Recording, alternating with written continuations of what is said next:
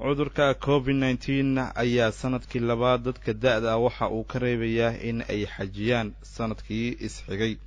Sacuudiga ayaa waxa uu shaacu ka qaaday in tiro kooban oo dadka ku nool waddankaasi Sacuudiga uu u ogolaanayo sanadkii labaad in ay xajin karaan. waxaana jirta ayaa la leeyahay in dad badan oo iyagu da' ah oo ku riyoonayay in ay xajiyaan in mar kale laga hor istaagay sanadkii labaad in ay xajiyaan.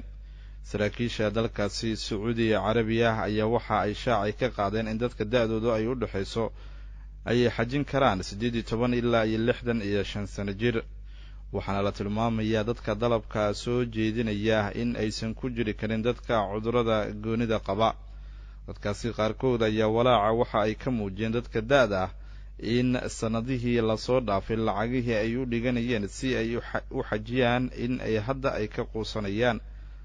muwaadin u dhalatay waddanka Masar oo lagu magacaabo Saamiya Axmed oo iyadu 68 jir ah ayaa waxa ay shaaci ka qaaday in 16 sano ay lacaga kayd ah ay dhiganaysay.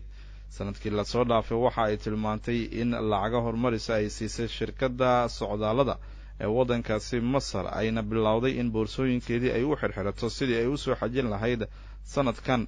balse waxa ay tilmaantay in ay walaac xoogan iyo murugo ay ku noqotay markii ay maqashay warka ka soo yeeray dowladda Sacuudi Carabiya. maalmo ayaan iska oonayay hayay tiri kadib markii la adkeeyey in la soo xajiyo. waxay hadalkeeda intaa ay ku dartay riyooyinkaygu waxa ay ahaayeen in nolosheedii aan ku soo qatimo xajka. ma garan karo haddii aan noolaan doono sannadaha soo socday iyo kale. dhinaca kale Aamina Jacfar oo iyadu xukuumadda la shaqayn jirtay waxa ay shaaci ka qaaday in muddo 30 sano ay lacaga ay u ururinaysay sidii alle ay ula kulmi lahayd.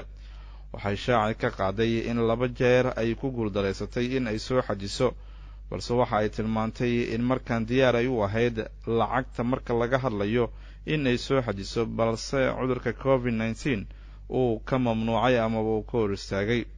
waxaan ka baqdin qabaa ayay tiri waqtigan lagu guda jiro iyo dhibaatada cudurka COVID-19 in lacagii xajkan u dhiganayay in ay noqdaan mid nolosha aan ku isticmaalo.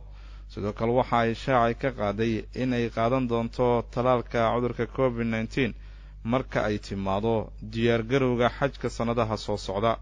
sidoo kale waxa ay shaaci ka qaaday inay mar waliba diyaar ay u noqon doonto in ay soo xajiso. dowladda Sacuudi Carabiya ayaa waxa ay iyadu ay yaraysay dadkii tegi jiray dalkaasi Sacuudi Carabiya si ay u soo xajiyaan. kaliya waxa lagu soo koobay kuwa jooga waddankaasi Sacuudi Carabiya oo ay da'doodu u dhaxayso 18 ilaa 65 jir. 10,000 oo ku nool waddankaasi Sacuudi Carabiya ayaa sanadkii lasoo dhaafay iyagu xajka gutay marka loo barbar dhigo 2.5 milyan oo dad muslimiin ah oo iyagu xajiyay sanadkii 2019. waxaa la tilmaamayaa in 60,000 oo qof oo iyagu ku nool waddanka Sacuudi Carabiya oo qaatay talaalka COVID-19 in ay sanadkan ay xajinayaan.